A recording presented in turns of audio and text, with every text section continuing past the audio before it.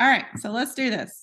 Merry and money wise, setting boundaries for a stress-free Christmas. Now that I have my phone on me, I can see your comments. So give me a hashtag live if you're here live. Give me a hashtag replay if you're watching the replay. I am thrilled to have you guys for this, because this is going to make such a difference on your finances this Christmas and even really in your life. There's so many all of these things with relationships play a big part in how we spend our money during Christmas, and even the relationship with ourselves and how we feel about ourselves and how we make decisions for ourselves, and even the pressure that comes from ourselves to give gifts and to we put pressure on ourselves that God doesn't necessarily want us to. So that's why I'm sharing today, because I don't want you to overspend this holiday season. In fact, what I really want you to do is have a debt-free Christmas. And by that, I don't mean become debt-free by Christmas. I mean, don't accumulate any new debt this Christmas, so that you can set yourself off on the right foot for the end of 2023, gain some momentum getting into 2024 to becoming debt-free. And then beginning 2024, you can truly work on finally going after that debt freedom goal that you've always had. And I would just love to be a part of that for you.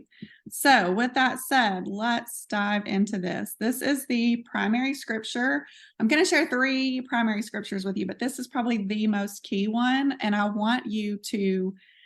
pray this one speaks to you like it does to me. And even regarding finances, I know this isn't one that's typically referred to regarding finances, but Isaiah 26:3, you will keep in perfect peace him whose mind is steadfast because he trusts in you.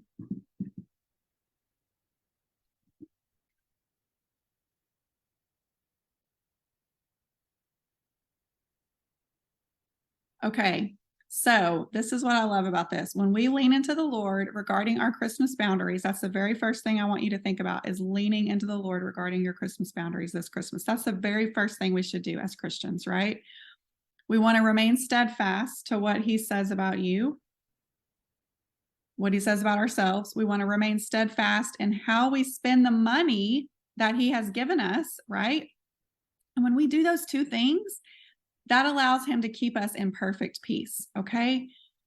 Who does not want to be in perfect peace this holiday season? Like, how amazing would that be if this scripture came alive for us during this Christmas season? You will keep in perfect peace him whose mind is steadfast because he trusts in you, okay?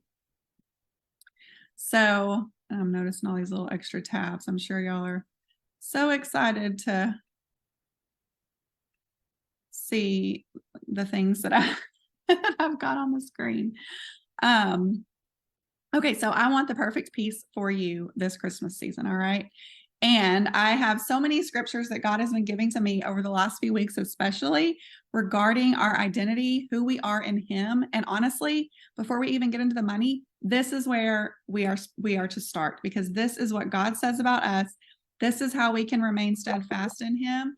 And this is how we are going to be able to battle and set those boundaries and be able to go to battle against the world and what the world says Christmas should look like, and what the world says we should spend, and what the world says we should put on credit cards, and finance our mortgage, remortgage our house, right?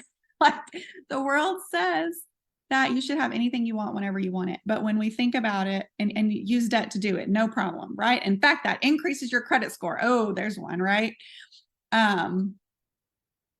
So all these verses bring you back to what the Lord says about you. And if you can come back to this in practically every money decision you make, this is going to be a true transformation of your finances. So I definitely invite you to dive deeper into this as you just dive deeper in this on your own. Get out your journal over some of these verses, whichever ones like God is really drawing you to. Read the whole verse, right? This is very much the short version. Read the whole verse, but let me just read these over you right now. You are called to a holy calling. And as I'm reading, think about this Christmas season and how this could change the way you manage your money, and even the way you manage your time and your life. And just think how freeing it would be. You are complete in him. You are a new creation. It's okay if this Christmas looks different than last Christmas, right? Because the old has gone, the new has come. Yes, amen? You are his child. You are redeemed. You are created for good works. That does not mean it has to involve spending money. Maybe it does, but it doesn't have to, right? You are called. You are strong. When we are weak, he is strong, right? We are strong in him. We are strong in him to set these boundaries, set these expectations, and to follow through with them, and to follow through on our Christmas budget. You are joyful. We don't want the joy to be sucked out of this season, right? We want it to be joyful. So to make it joyful, we need to spend our money so that it doesn't suck the joy out of us, right? You are wonderfully made. You are the Lord's. So I really challenge you to come back to this above all else and let God speak this over you. What is your identity in him? What does he say about you? And leave the world, like let the world go to the side, right? That is what I feel like it comes down to more than anything.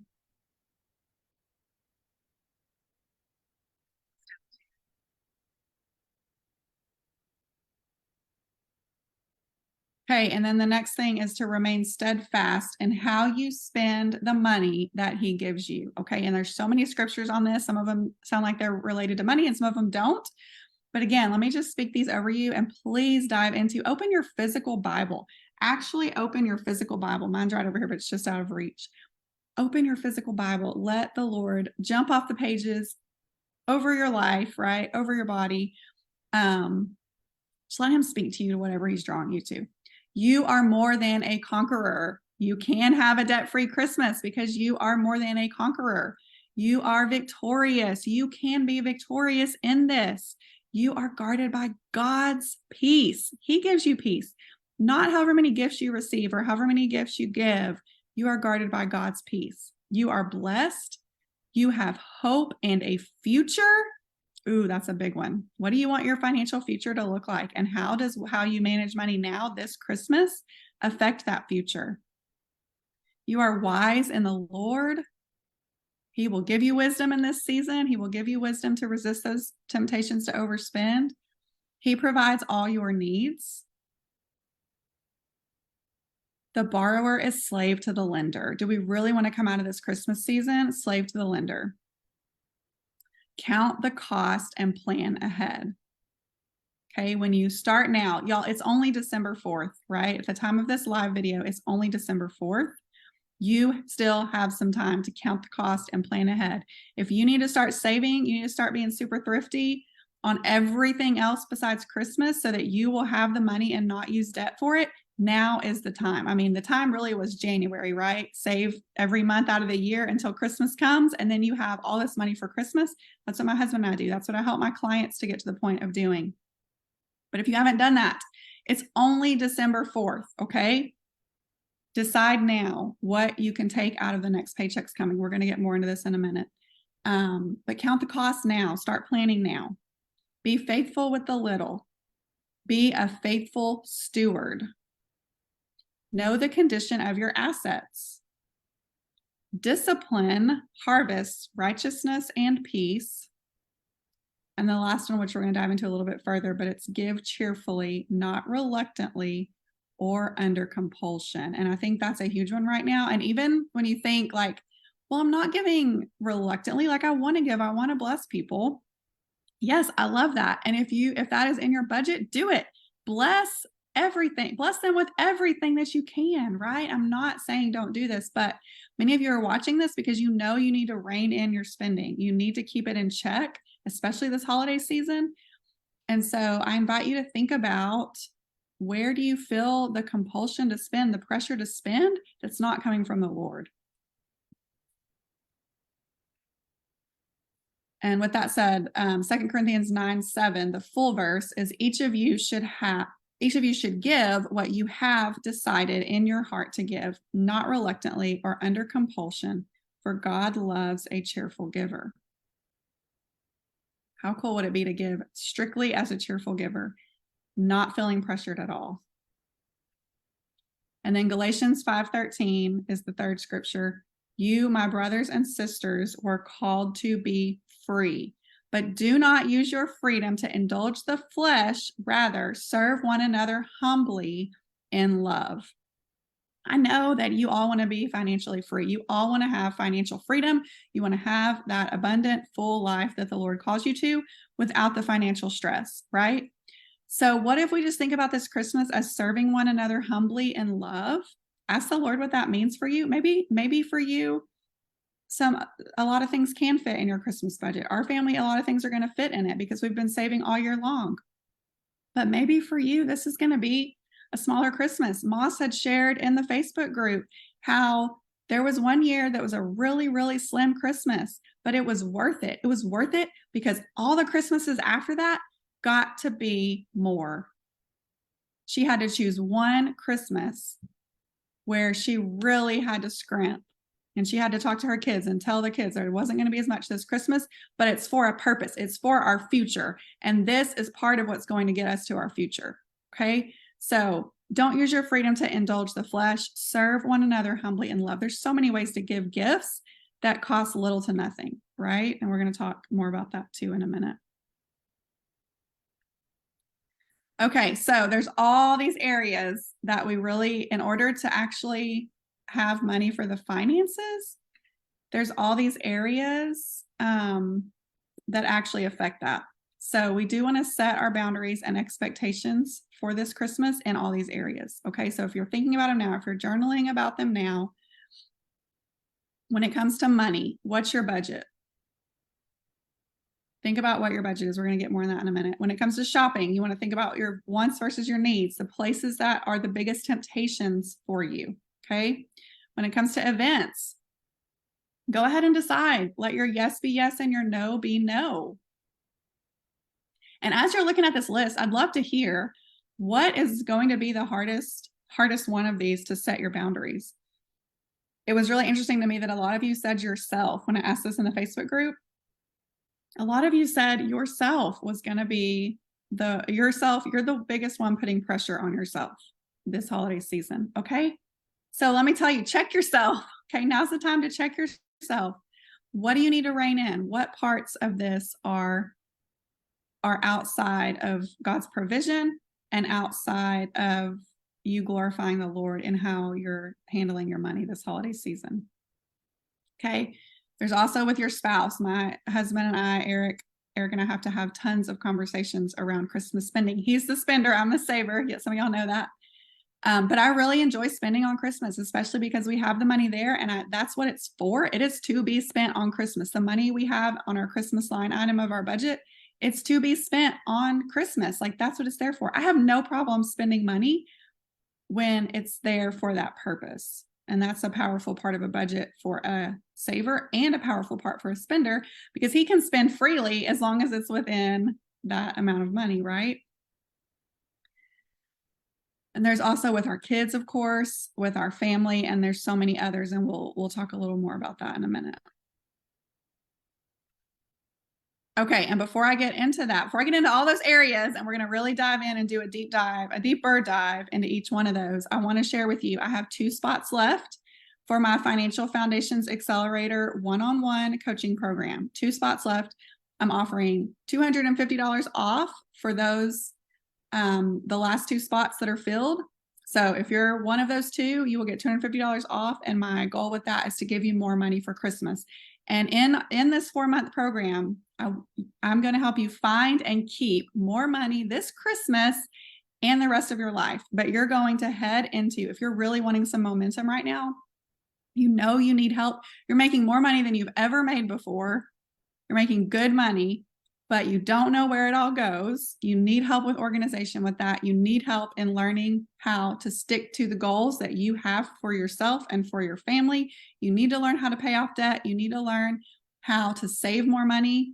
And you haven't figured out how to do that on your own. This has probably been going on a really long time. You have not figured out how to do that on your own. You need somebody to walk with you. You need somebody to give you a clear roadmap, accountability in that to make sure you're sticking to it. and to make it realistic for your family so that y'all can still do the things that you love and enjoy the things that you love, but not at the expense of financial freedom. Okay? Because there's money in there that you've been wanting to do some things with, pay down debt, save more money, give more, maybe get to the point of investing. I asked somebody the other day, what are you doing for your retirement? And he said, what's that? He's 39. He's about to be 40. He said, what's that? Which he was partially joking because that meant he didn't have retirement. He didn't have a retirement at 39, right? He's an entrepreneur. He's got his own business. He's never thought about what retirement actually looks like. Okay. So if you're ready to go after those goals and you need a roadmap, you need accountability to get there, this is what the Financial Foundations Accelerator Program is for. Okay. So if you want to apply for that, go to the link, and I cannot get on here right now, I don't think. destressyourmoney.com. Let me see if I can do it on here. Oh, yeah. Okay. It went on there.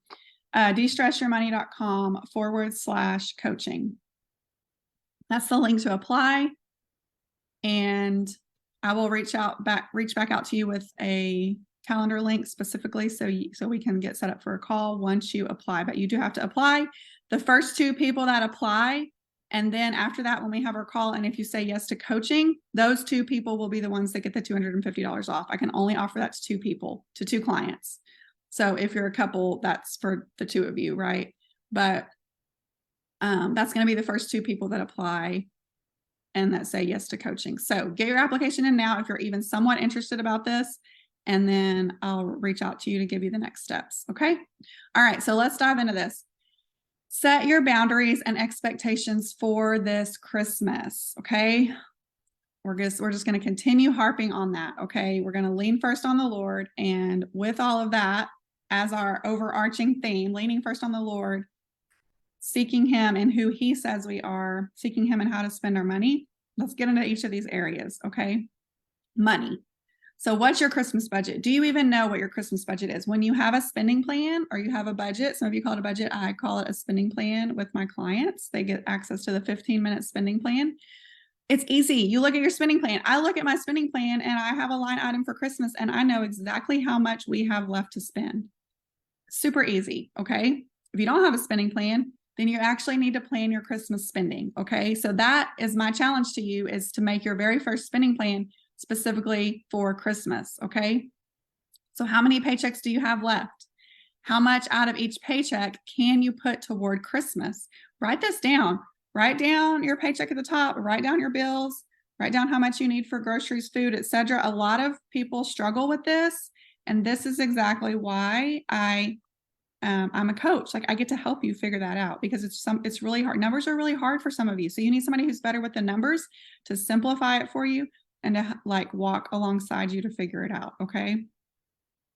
And to get more organized with your money. So look at that. Plan your Christmas spending. How many paychecks are left? How much can you take out of each paycheck for your Christmas? Take some time and get organized. Okay. This time that you take is going to be so worth it. So worth it, because you're going to be able to see and you're not going to be stressed about it. So part of this, a lot of this planning, that's the overall plan, how much is your budget, right? And then you're going to make your list for each person you'll buy for. There's a lot of other Christmas expenses during Christmas, and you're going to add those also. So I put a really pretty comprehensive list in the Facebook group, but it includes things like your Christmas cards, right? That's not necessarily a gift, but that's going to be an extra expense. Stamps for those Christmas cards. That adds up really, really fast, depending on how many cards you're sending out, right? Clothing, decor, all these things that don't just strictly involve gifts. So know that you need to go ahead and make that list. Okay. So you're going to make your budget list with your numbers, right? And then you're going to make your list with the people and the places and the things. Okay. And then set your limit. You have your budget. So then you got to set your limit for each person, each family, and each Christmas item, Christmas expense, purchase, whatever it is. You got to set your limit for each thing that you're going to be spending money on. And then I would invite you, once you do that, to ask yourself if you should use cash envelopes for things that you're going to spend money on, because to stick to that limit is a whole different story than setting your limit, right? So all of this with the money, it comes down to Luke 14:28, which is essentially count the cost and make a plan before you spend. So take time to do this. Take time today. There's urgency in this, right? There's urgency, because the more days that go by that you have not done this, you're just going to be swiping your card. You're going to end up having to pull out a credit card because there's not enough money in the bank. And you're going to feel guilty and you're going to feel regret because you weren't as wise or as smart about it as you could have been if you just took some time to sit down and make a plan before you spend. Okay, so now we're going to get into the actual shopping part. And this one comes into what stores do you need to avoid? There's stores that are more tempting to you than others. Do you need to just stay away from them? Do you need to do an online shopping so you can see the total at the end? And you avoid a lot of the impulse purchases. What stores should you use cash envelopes? I had a client where Target, and this is probably true for a lot of you, Target is a big spender store, right? When we go in there, we think we're going to spend $30 and we come out and we spent $300, right? It's so easy to overspend at Target. So what place is that for you? And should you go in there with cash envelopes? She decided, and she had me as her coach to give her that accountability, that she was not going to go into Target with her debit card or a credit card. She was only going to go in Target with cash. And that is what allowed her to stick to her limit. She had to make very careful choices in there, or she literally would not be able to pay for her items at the checkout, right? Okay, and then what will go ahead and plan ahead. What will you say to the store credit card offers? How many credit card offers are there going to be right now? A ton. Why? Because people are needing that because they're not planning ahead for Christmas. Okay. A simple answer is no, thank you. Right? They're like, well, would you like to save 15% today? Blah, blah, blah. No, thank you. Well, you get, and you'll get 30% off in the future. No, thank you. If you know credit cards get you in trouble, no, thank you is a great response. All right. But you got to be prepared for that beforehand, because otherwise it's going to catch you off guard. And you might say, oh yeah, that would actually be really nice. What they don't tell you is that it's at a 25 or 30% interest rate, that instead of paying $100 on something, you're going to pay $125, $130 on it because you said yes to the credit card. That's interest adds up so quickly. And that's only if you pay it off within the year. So if you don't pay it off within the year, you're paying even more. You're paying $160 the next year. Like it just adds up. Okay. What online places do you need to limit? So online's another big one. Do you need to unsubscribe from email lists? Do you need to take your card off of the one-click shop on Amazon? Do you need to have your husband change the password on it so that you can't even get into Amazon? I don't know what it is. But if you know you need to limit it, figure out how to set boundaries around yourself or around whatever it is and limit it, right? So essentially, and everybody's different. This is what I love about coaching. I get to help each person figure out what's best for them and what solutions are for them. Y'all, there's so many more solutions than what we think. Everything's not black and white, not black and white at all. There's so many options. Instead of thinking of all the reasons you can't do this, I want you to think of all the reasons you can. Instead of thinking of all the reasons that you can't set proper limits and stick to your budget, I want you to think of all the reasons that you can. What other options are there? So from this, it's what does fleeing from places that tempt you to overspend look like for you? It's going to be different for each of you. Ask yourself that, ask the Lord that, and decide how you want to set those boundaries. We also have a lot of events coming up, and the best way I can tell you to deal with this is by setting your priorities ahead of time. Okay. Matthew 5:37 says, let your yes be yes and your no, no. It's okay to say yes. It's okay to say no. You just need to decide ahead of time what you're going to say and what you're going to decide is a priority for you, for your family. If it doesn't fit in your budget, say no. We had when I worked for a corporate company as a pharmacist, we had a work party, but the company was not going to pay for that party. It was all on ourselves to pay for it. And we went to a very nice restaurant that my husband and I would barely even go once a year for date night. It was Copeland's. My husband and I would barely go there once a year for a date night. So it was a very expensive Christmas party. We had that in our budget. It was fine. No big deal for us because we had been planning for, again, we have that Christmas line item. So that was actually something that came out of our Christmas line item because it was such a big expense. It wasn't going to come out of our eating out. We don't plan that much for eating out. We were able to say yes to that because we had that. But if we hadn't, we would have had to figure out some options. It could have simply been, sorry guys, I can't make it tonight. We're doing a family thing, right? It could have been, I'll come, but I'm only going to order a drink. It could have been, I'm going to come, but my husband's not going to come. It's just going to be me because, whatever, he's got to watch the kids, and that way we're only spending on one person instead of two, right? And it's okay to just say no. Like there's all these different options. Maybe you'd rather hang out with just a few people from your company and not everybody, right? You don't want to get the whole crew together. Like, there's not really, and everybody's different, right? Some of you have awesome work families and you want to hang out with all of them. But with that said, you get to figure that out. You get to ask the Lord about options, about alternatives, about how that can look different than the way the world says it should look, right? So what are some options if you don't want to say no? And then the last thing on this, remember who God says you are, right? Yes, we want to have a good reputation. We want to be the salt and light of the earth, right? That doesn't mean we can't say no to an event. Okay, and that reflects nothing on who God says we are. That might reflect on what other people say about us. But when we're confident and strong in the Lord, it doesn't matter what other people say about us, okay? You get to set that boundary. It's okay to say, 2024 is my year. I'm becoming debt-free, and that starts now with this debt-free Christmas. And unfortunately, I can't do this without using a credit card for it. So I'm going to have to say no. You might not want to give that much detail. That's okay. No is a sentence. But I'm telling you this to tell you it's okay. What God has convicted you of, He's the one we answer to, not other people, right? And you might get some people really excited at some point. Not yet. Usually they're not. When you say you're becoming debt-free, they look at you kind of funny, like, oh, okay. Is that even possible? It is, by the way. But eventually they might come on board with you, because when their credit card bills come back in January and you don't have those extra high credit card bills in January, you're going to be a lot more free financially than they are, right? So at some point, they're going to recognize what a difference it's making for you to set these boundaries, and you're going to be able to be salt and light in that way, but it does take time. Okay.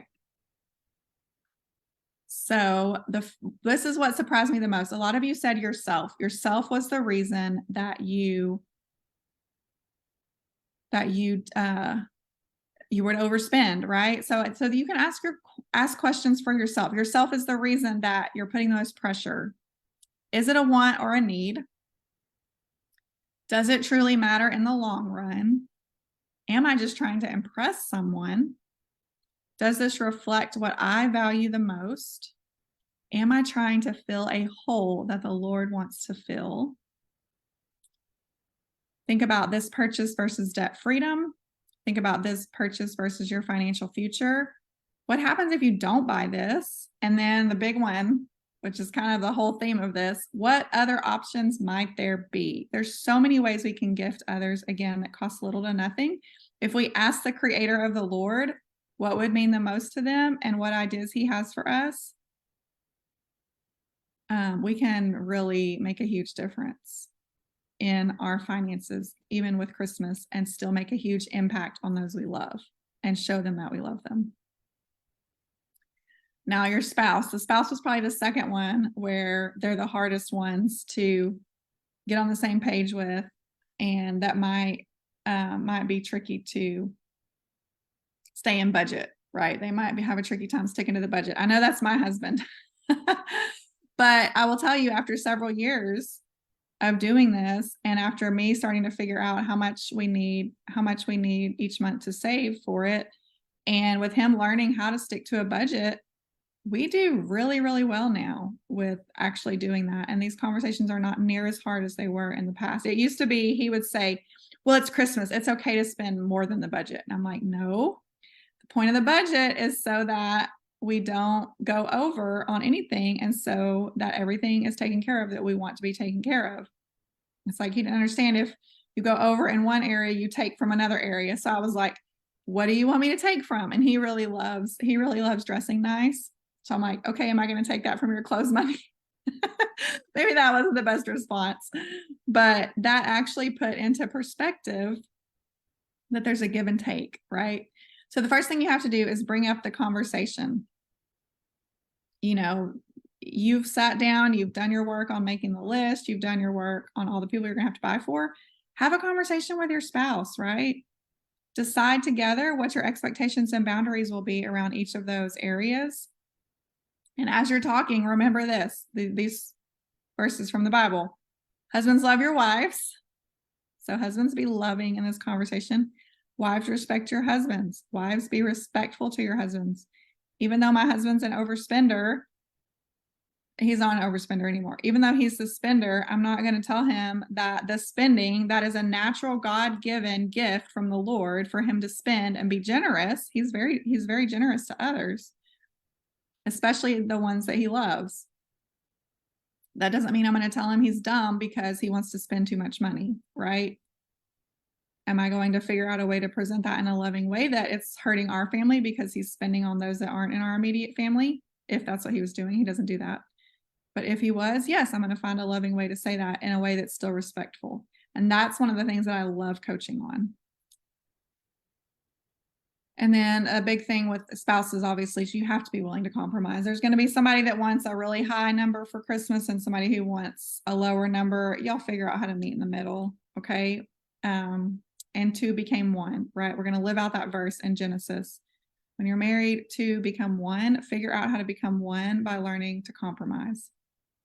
And then after you've had that conversation, have the conversation again, right? Give yourself a reminder. Make sure y'all are both still on the same page. And even consider writing things down as reminders. I know a lot of times my husband and I forget. So if I actually make a list of a few things that we had discussed and committed to, and even he'll write some things down too, then we see it in our own handwriting, and it's just a really good reminder. So that tip might help somebody. Okay, then kids are a big one, right? Oh, everybody has so much emotion and feelings and even stress around providing Christmas for their kids. So when you can sit down and decide, and with your spouse if married, what your expectations and boundaries will be before Christmas Day, right? You want to do that way before Christmas Day. So again, now is the time. That is going to be so much better and be good for your kids as well as your budget and you and your spouse. And so think through the things they might ask, think through the things they'll be concerned about before you have that conversation. The biggest thing in all of this, as you're making these decisions and having these conversations, remember you're the parent. Even if they're adults, you're still the parent. I have so many clients. I've had several clients with adult kids. And I feel like at some point, there's never like a clear separation of when the kid becomes an adult and when they should be on their own financially versus the parents still like, taking care of them and bailing them out. When you remember that you're the parent, and then of course this applies to little kids too, like you're the parent, you're not meant to be their best friend, right? You're meant to parent them, to make them grow, to help them grow, to help them grow closer in the Lord, to help them grow as functioning adults one day. And if we keep treating them like little kids, or we keep if we keep giving them everything they want, that's going to facilitate entitlement, right? And again, there's so many different things. And this is why I love coaching, because we can get into whatever aspect it is for you. But essentially, it comes down to remember you're the parent. So once you've decided those expectations, so for example, we had a conversation with my boys about, first of all, there's going to be no new devices in our house this Christmas. We still do Santa. Some of you don't do Santa and you're thinking, Heather, why would you even do Santa? I get it. I'm God's working in me on that, and we're trying to figure it out. This is probably the last year anyway, because my boys are older, but 2 of them still believe in Santa. My twins do. But we talked about how even if they ask Santa for devices, that we as the parents are going to veto it. So if we, because it doesn't need to be devices, and that's not they got some things last Christmas, and they don't need new devices this season. We're not going to be the family that gets the new iPhone every time. We're not. We actually, Eric and I use very old iPhones, and they work great. They work just fine for everything, and even me for my business. So that we already set the expectation that there's going to be no devices. My twins asked for the same game for their Switches, and we had a conversation about one game, and y'all can switch out the game in your Switches. You can switch the cartridge. Now, of course, they were like, but then we can't play together. Well, but the way their Switches are set up, they can't play together anyway. They're going to have to play separately no matter what. So they're just going to have to play separately, and the other one can play another game, right? Because they asked for 2 different games. There's no reason for them to each have their own, right? They can share. Sharing's a great skill, right? So we're talking about that, and we're talking about others, not just themselves. So I'm talking about, what if instead of buying 2 games, why don't we leave one for someone else? What if somebody else wants that game and they can't find it? Well, if you left that one, then you're going to bless somebody else. We're talking about giving at church. And actually our church is doing a financial Sunday, a legacy Sunday on December 17th. So that's going to provide even more conversation about this. But we're talking about giving. We're talking about others, not like get the focus off of themselves, especially when they're little, but even when they're adults. Start thinking about others. I wish my mom and dad would have gotten me thinking about others a lot earlier than I started thinking about it. And then another thing to think about when your kids are older, what do you want them to have learned from you about money? What do you want them to have learned from you about gift giving and what Christmas should look like? Are you trying to one up every Christmas to make each Christmas better and better than the last? Are you trying to one up the neighbors? In our other house where we were in such a fancy, it really wasn't that fancy of a neighborhood, but all the parents, I felt like they thought they wanted to buy, or they did buy their kids like these really expensive Christmas gifts. I cannot wait for this Christmas because the kids ride their bikes in this neighborhood. They don't ride their hoverboard and their electric bicycle and their electric scooter, and they actually ride what I feel like kids should be. And there's nothing wrong with those things. So if that's what you're getting your kids and it's getting them outside and that's something you value and that's something they're going to love and spend time with, there's nothing wrong with that. But for me and for my family, we didn't appreciate feeling like we were the minimalists and we were the simple ones, and our kids should just go and ride a bike instead of needing an electric bike or a 4-wheeler or a dirt bike or, they're going to get those things at some point. But some of those parents, I would think every year, like, how are you even going to one up this next Christmas? Like, you just gave your 10-year-old some really amazing toys. I don't know, like, you're going to be spending thousands of dollars next Christmas, So it's really important to think about all these things. What kind of values do we want to instill in our kids? Not just buying the next best thing or providing them the next best thing, making them feel entitled, but get them thinking about giving, get them thinking about others. And then essentially it comes down to, what do you want your kids to have learned from you about money?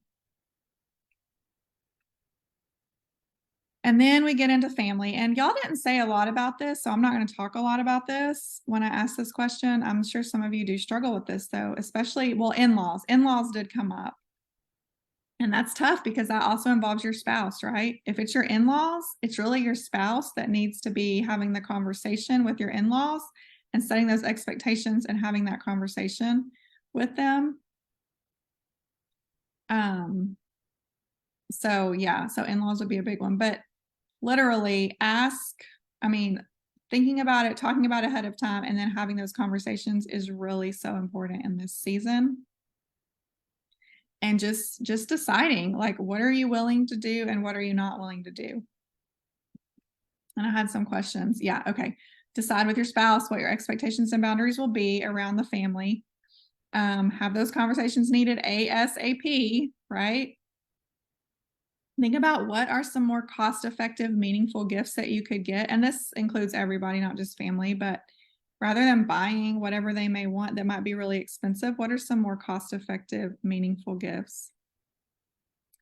And then for maybe you think about a family gift. So for example, we have my boys' cousins, there's five nieces and nephews, five of my boys' cousins just in one family. So maybe we get them a board game, or maybe we get them, there's there's three girls and two boys.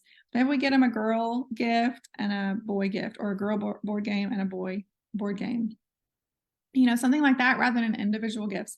Maybe we come up with free service gift certificates. So maybe somebody has an animal and they really like to travel, but they don't want to board the dog. They don't want to worry about the cat while they're gone. So you can come check in on their cat, come walk their dog, take their dog out for them while they're gone. And that can go on a gift certificate and they can use it through, for the year. That's free, right? That's just your time. What about handmade items? Those things can be so special. And as somebody who's lost both my parents and my husband's lost his dad, I can tell you at this point in life, a letter from my mom would be the most precious thing that I could have, and not anything that she ever bought me. It would be the letter from my mom. That would mean a letter from my dad, even. That would mean so much to me versus anything that they've ever bought me. It's okay. Bottom line is, it's okay if Christmas is a little different this year. I want you to have peace and freedom in this and not the stress, right? And that's why I'm talking all about this today. Okay, and then we have others. And this just goes to show why Christmas can be so expensive, right? The world, and by that I mean the scripture says we live in the world. We're not of the world, right? But we're living in the world. So the world and culture tells us what Christmas should look like, what we should think about it, what we should do about it, what we should spend. It's okay to be in debt for it. All these things, that's coming from the world, right? Don't let them put pressure. Don't let the world put pressure on you. Even your friends could feel that way. We also have to think about teachers and staff, church pastors and staff. We want to bless them. We want to gift them, right? I know a lot of the churches will do like a staff pastor bonus at this time of year. A lot of people don't really have money for that. I kind of wish they would do that at a different time of year, but I get it. They're trying to give their pastors and staff a Christmas bonus. So again, you just have to pray over this, set your boundaries and expectations. Coworkers can be a big deal. This year, the little pharmacy I'm at, we've chosen to do stockings, so everybody can just bring a little something. Just like our boys do penny Christmas, it's supposed to be something very cheap where each person gets a piece of candy or whatever, and then the whole bag together is just a neat little bag gift to bring home. Things like that are super simple, but sometimes it can be pressure to bring, everybody bring a $50 gift and we're going to do a pass around and see who gets what. Well, that's crazy. Why would you want to spend $50 on that? So again, ask the Lord, what are my options? What are some alternatives? And you'll be surprised what he'll show you. And then, we even get into extended family, our community and beyond our community, and then even international organizations. So just be super prayerful about this and see what the Lord says about that. Essentially, what it all comes down to is, where are you letting the world put pressure on you? And what other options do you have to take action and make the best choice for your family and your future? Okay. Really journal about that. Really ask the Lord about that. And honestly, that is the best way for you to have a stress-free Christmas, to make your Christmas merry and money-wise. So 3 ways to not give in to the Christmas shopping pressure: lean into the Lord regarding your Christmas boundaries, set your boundaries and expectations for this Christmas, and live out your abundant, peaceful, stress-free, debt-free Christmas. Those are basically the 3 steps. Okay, and again, let me just remind you of 2 Corinthians 9:7. We want to be a cheerful giver, not give reluctantly or under compulsion, but instead what we have decided in our heart to give. We're called to be free. We want to use our freedom to serve one another humbly in love. And I want you to be financially free. And I truly believe God calls each of my brothers and sisters in Christ to be debt-free, to be financially free, to get to that point where we can truly serve Him, serve the Lord, and serve those in His kingdom without money being a hindrance. And then Isaiah 26:3, you will keep in perfect peace him whose mind is steadfast because he trusts in you. And last but not least, I still have 2 spots left in my Financial Foundations Accelerator coaching program. There's 2 spots that will get $250 off to have more money for Christmas. If you know God is calling you to getting your finances together and that you are meant to do that, especially in the next year, this is going to give you so much momentum for that. And so I invite you to find and keep more money this Christmas and the rest of your life by applying for my program, destressyourmoney.com/coaching. And then from there, I will reach out to you with next steps. And then if you say yes to that and you're one of the first 2 that says yes, you will get the $250 off. We'll talk in that call after you apply. We will just talk about your situation, if this program is actually going to help you with that, and then pricing and what it looks like time-wise and all of that. So if you are interested at all in that, then definitely go ahead and apply, and we'll set up a time to chat. And with that said, I wish you all a merry and money-wise Christmas. And I pray that you will set the boundaries that honor the Lord and that give you true financial peace and make this Christmas a stress-free Christmas.